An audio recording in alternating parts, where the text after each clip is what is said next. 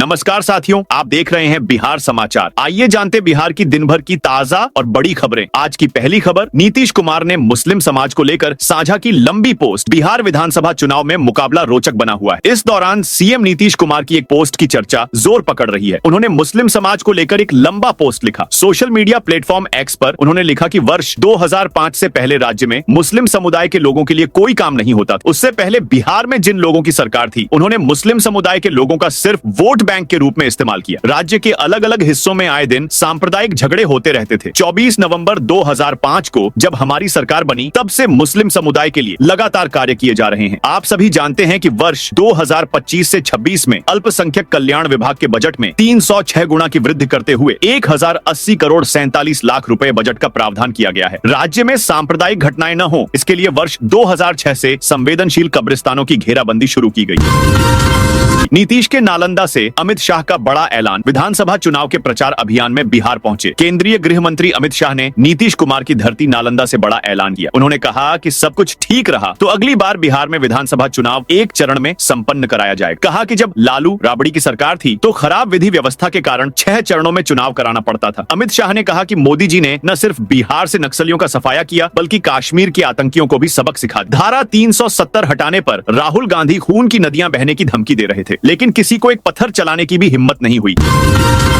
पप्पू यादव को income tax का notice. Bihar के पूर्णिया से सांसद पप्पू यादव को इनकम टैक्स का नोटिस मिला है। सांसद ने आरोप लगाया कि आयकर विभाग ने बाढ़ पीड़ितों की मदद के लिए कैश रुपये बांटने को अपराध बताया है। उन्होंने शनिवार को सोशल मीडिया पोस्ट के जरिए इसकी जानकारी दी। पप्पू यादव ने कहा कि उन्होंने वैशाली जिले के नया गांव पूर्वी पंचायत अंतर्गत मनियारी गांव में बाढ़ पीड़ितों की मदद की थी। बता दें कि विधानसभा चुनाव की घोषणा के बाद कैश बांटने पर वैशाली जिले में सांसद पर आचार संहिता उल्लंघन का केस भी दर्ज हुआ था। छठ से पहले बिहार में स्वाइन फ्लू की दस्तक। बिहार में छठ महापर्व की तैयारियों के बीच स्वाइन फ्लू की दस्तक से चिंता बढ़ा गई। राजधानी पटना के एक निजी अस्पताल में इलाजरत समस्तीपुर की महिला में स्वाइन फ्लू के संक्रमण की पुष्टि हुई है। महिला की ट्रैवल हिस्ट्री मिली है। इस मामले के सामने आने के बाद खासकर त्योहारों की भीड़ को देखते हुए विशेषज्ञों ने सावधानी बरतने की सलाह दी। छठ पर बिहार में भी हो सकती है बारिश। बंगाल की खाड़ी में चक्रवाती तूफान मोंथा का खतरा बढ़ गया है, जिससे 27 अक्टूबर से ओडिशा और पश्चिम बंगाल में अगले 3 दिनों तक बहुत तेज बारिश होने की आशंका है। सरकार ने लोगों से सतर्क रहने और पूरी तैयारी रखने को कहा है। अधिकारियों ने बताया है कि बंगाल की खाड़ी के दक्षिण पूर्वी हिस्से में शुक्रवार को एक नया निम्न दबाव का क्षेत्र बन गया है, जिसके 27 अक्टूबर तक एक चक्रवाती तूफान में बदलने की संभावना है। इसके चलते सोमवार से शुरू होकर 3 दिनों तक ओडिशा और पश्चिम बंगाल के कुछ हिस्सों में भारी बारिश हो सकती है। तेज प्रताप बोले, आरजेडी में लौटने से बेहतर मौत है। तेज प्रताप यादव ने आरजेडी में लौटने के सवाल पर कहा, मैं आरजेडी में वापस लौटने से बेहतर मौत पसंद करूंगा। मैं सत्ता का भूखा नहीं हूं। मेरे लिए सिद्धांत और आत्मसम्मान सबसे महत्वपूर्ण है। मैं लोगों के लिए काम करता हूं और लोग मुझसे प्यार करते हैं, मुझ पर भरोसा करते हैं। मैं विधायक का चुनाव लड़ रहा हूं। मेरी अपनी पार्टी है। मेरा पूरा फोकस जनता पर है, अपनी पार्टी के उम्मीदवारों को जिताने पर है। पार्टी से निष्कासन के बाद तेज प्रताप ने नई पार्टी जनशक्ति जनता दल बनाई है और महुआ सीट से चुनाव लड़ रहे हैं।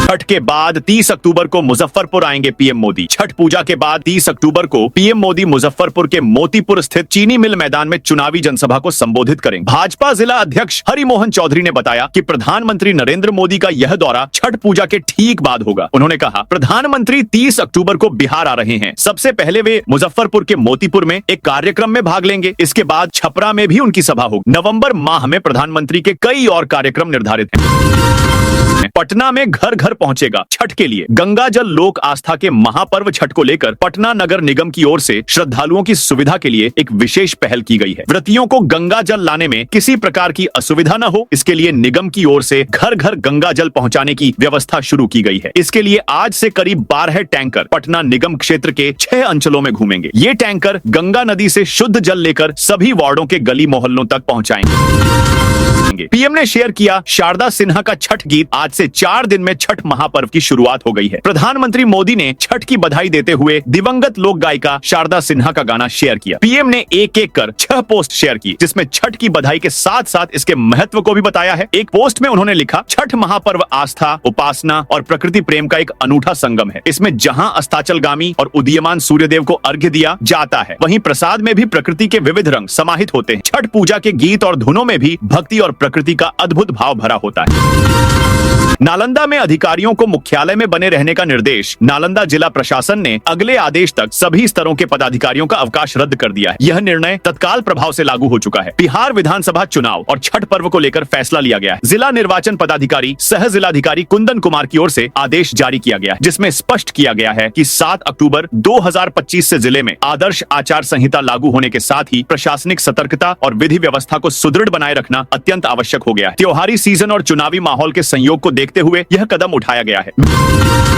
मेरे पिता ने सीएम बनाने के लिए पार्टी तक कुर्बान कर दी, फिर भी मुसलमानों ने नहीं दिया। 7 बिहार में महागठबंधन की तरफ से तेजस्वी यादव को मुख्यमंत्री और वीआईपी चीफ मुकेश सहनी को डिप्टी सीएम का उम्मीदवार घोषित किया गया है। इस घोषणा के साथ ही मुस्लिम समुदाय की तरफ से अपनी भागीदारी की मांग उठाई जा रही है। कुछ मुस्लिमों ने सोशल मीडिया में महागठबंधन के फैसले की आलोचना भी की है। इसके लिए उन्होंने अपनी जनसंख्या का हवाला 4 विधानसभा सीटों पर राजद कांग्रेस के प्रत्याशी आमने सामने महागठबंधन में मुख्यमंत्री और उप मुख्यमंत्री चेहरे की घोषणा हो गई। सीएम फेस बने तेजस्वी यादव चुनाव प्रचार में भी निकल गए। वह ताबड़तोड़ जनसभाएं कर रहे हैं। लेकिन एक सवाल अब भी बना हुआ कि जिन सीटों पर राजद और कांग्रेस के प्रत्याशी आमने सामने हैं, वहां पर कांग्रेस में नंबर 1 की हैसियत वाले राहुल गांधी और राजद नेता तेजस्वी यादव किसके समर्थन में चुनाव प्रचार करेंगे। दूसरे चरण के चुनाव में 4 विधानसभा सीटें ऐसी हैं जहां राजद और कांग्रेस के कार्यकर्ता एक दूसरे के खिलाफ चुनावी मैदान। वहीं 2 सीटों में से एक पर राजद वीआईपी और दूसरे पर कांग्रेस सीपीआई आमने सामने। आइए पहले इन सीटों के बारे में जानते हैं। पटना जंक्शन की मुख्य पार्किंग को बंद करने का आया आदेश। आस्था का महापर्व छठ को लेकर राजधानी पटना समेत पूरे बिहार में तैयारियां जोरों पर हैं। बड़ी संख्या में प्रवासियों के लौटने के कारण पटना जंक्शन सहित सभी रेलवे स्टेशनों पर भारी भीड़ उमड़ रही है। इसी के मद्देनजर रेलवे प्रशासन ने एक बड़ा फैसला लिया है। आज 24 अक्टूबर से 2 नवंबर तक पटना जंक्शन की मुख्य पार्किंग को बंद कर दिया गया है। यह कदम भीड़ भाड़ और यातायात व्यवस्था को सुचारू बनाए रखने के लिए उठाया गया है। इस दौरान मुख्य पार्किंग में किसी भी तरह के वाहनों की पार्किंग पर रोक रहेगी।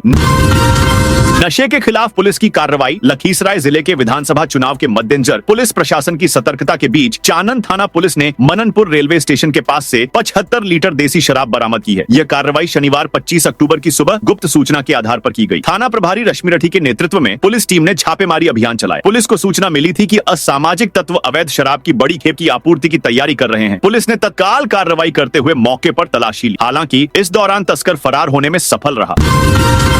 एक माइक बंद हुआ तो दूसरे पर पहुंचे शाह। केंद्रीय गृह मंत्री अमित शाह ने शनिवार को नालंदा में जनसभा को संबोधित करते हुए कहा, 100 खिलजी भी आ जाए तो नालंदा विश्वविद्यालय को हाथ नहीं लगा पाएंगे। बिहार में एआई डेटा का नया युग हम शुरू करने जा रहे हैं। बिहार में कई कल कारखाने एग्रो प्रोसेस इंडस्ट्री की शुरुआत करने जा रहे हैं। राज्य में कई तरह के उद्योग भी लगेंगे। इसी बीच अमित शाह का माइक बंद हो गया तो वे दूसरे माइक तक पहुंचे। हालांकि पहले माइक के ठीक होने पर अमित शाह फिर वहां पहुंचे और कहा कि नालंदा के लोगों और हमारे बीच में माइक बाधा नहीं बन सकती।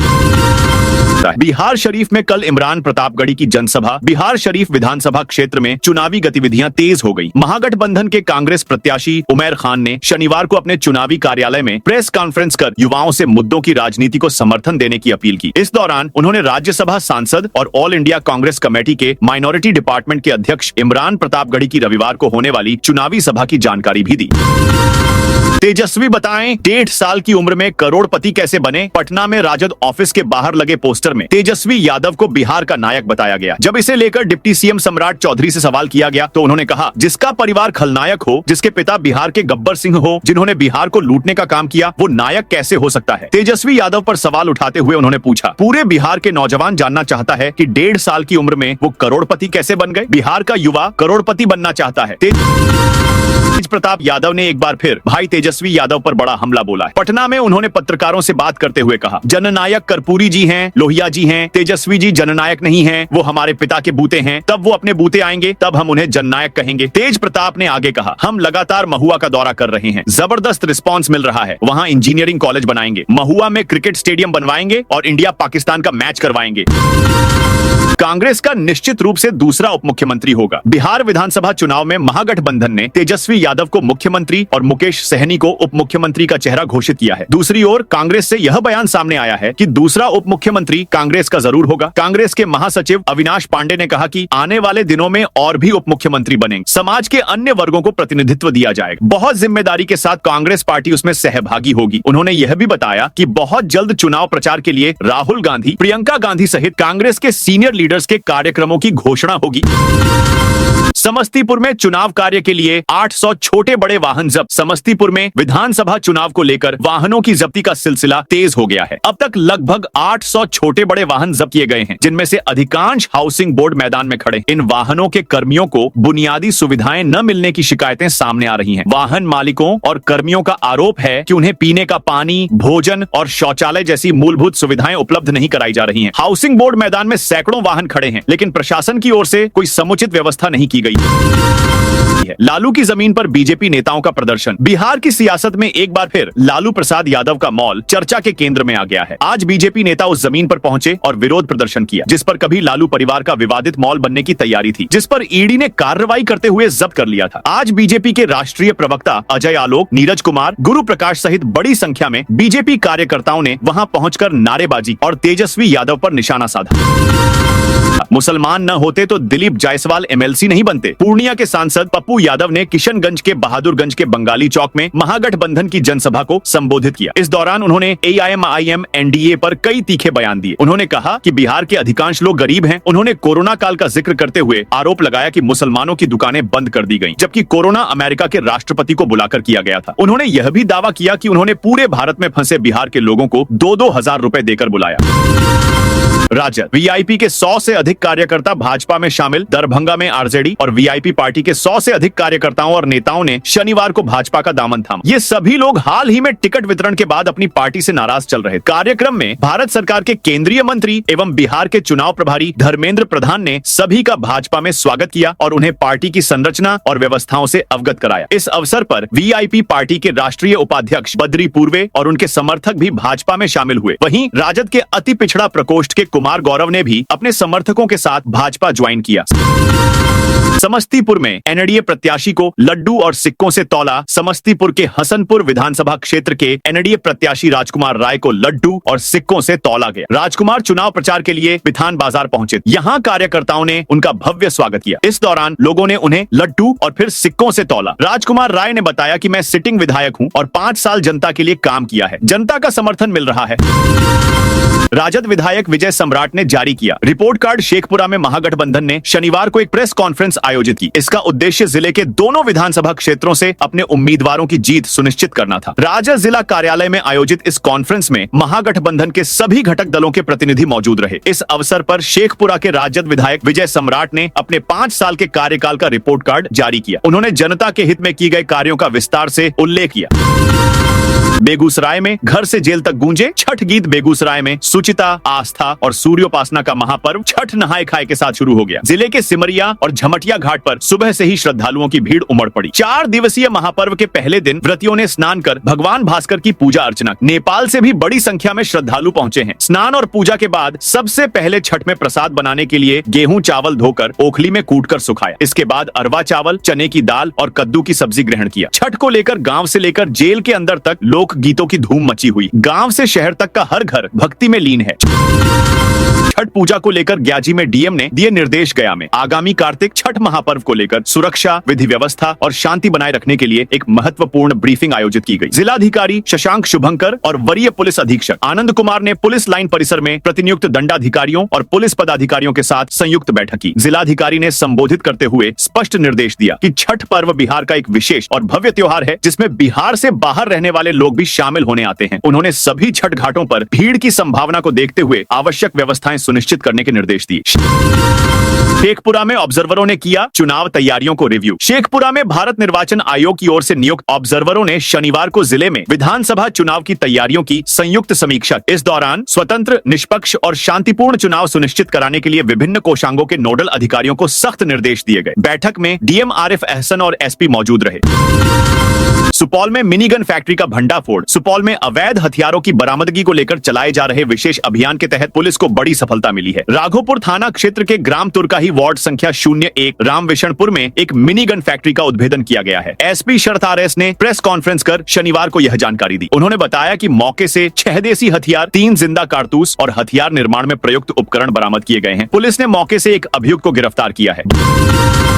बांका में ऑपरेशन मुस्कान से 30 मोबाइल बरामद। बांका पुलिस ने ऑपरेशन मुस्कान के तहत बड़ी कार्रवाई करते हुए 30 गुमशुदा या चोरी हुए मोबाइल फोन बरामद किए हैं। इन मोबाइलों को उनके वास्तविक मालिकों को सौंप दिया गया। बरामद मोबाइलों की कुल कीमत लगभग 6,25,000 रुपए आंकी गई है। यह कार्रवाई पुलिस अधीक्षक उपेंद्र नाथ वर्मा के निर्देश पर गठित विशेष टीम ने की। बेतिया पुलिस ने 24 घंटे में 35 बदमाश गिरफ्तार किए। बेतिया पुलिस ने विधानसभा चुनाव और छठ महापर्व के मद्देनजर सुरक्षा व्यवस्था मजबूत करने के लिए विशेष अभियान चलाया। पिछले 24 घंटों में जिले भर में सघन तलाशी, गाड़ी जांच और छापेमारी कर 35 लोगों को गिरफ्तार किया गया है। पुलिस अधीक्षक डॉक्टर शौर्य सुमन ने बताया कि इस कार्रवाई का उद्देश्य त्योहार और चुनावी माहौल में शांति व्यवस्था बनाए रखना तथा असामाजिक तत्वों पर नकेल कसना था। धनबाद से पटना के लिए आज खुलेगी स्पेशल ट्रेन। छठ में धनबाद तथा आसपास के इलाकों से हर दिन बड़ी संख्या में लोग बिहार जा रहे हैं। धनबाद से पटना तथा अन्य शहरों को जाने वाली सभी ट्रेन फुल हैं। कई में नो रूम कर स्थिति हो चुकी है। बिहार जाने वालों की सुविधा के लिए धनबाद रेल मंडल ने 25 अक्टूबर को धनबाद से पटना के लिए पूजा स्पेशल ट्रेन चलाने की घोषणा की है। आचार संहिता उल्लंघन पर 90 लाख का सामान जब्त। नवादा में आदर्श आचार संहिता लागू होने के बाद से अब तक 90,82,579 रुपए मूल्य के सामान जब्त किए गए। यह कार्रवाई 6 अक्टूबर 2025 को राज्य में आदर्श आचार संहिता लागू होने के बाद से की जा रही है। जब्त किए गए सामानों में नकदी, हथियार, कारतूस, शराब, नारकोटिक्स पदार्थ और विभिन्न गाड़ियां शामिल हैं। हाल ही में 22,000 रुपए के सामान जब्त किए गए, जिनमें 14,400 रुपए की शराब और 10,000 रुपए के मोबाइल फोन शामिल थे। सहरसा में खड़ी ट्रेन में लगी आग। सहरसा के सोनवर्षा कचहरी स्टेशन पर शुक्रवार की शाम जनसेवा एक्सप्रेस की एक बोगी में आग लग गई। इस दौरान स्टेशन पर अफरा तफरी मच गई। ट्रेन से यात्री कूदकर इधर उधर भागने लगे। हादसे में सुपौल के डुमरी गांव के रहने वाले सत्यम कुमार झुलस गया। घायल युवक ने बताया कि एक यात्री मोबाइल चार्ज कर रहा था। इसी दौरान मोबाइल चार्जिंग सॉकेट में ब्लास्ट हुआ और बोगी में आग लग गई। दोस्तों, यह थी आज बिहार की ताजा और बड़ी खबरें। जय हिंद, जय भारत।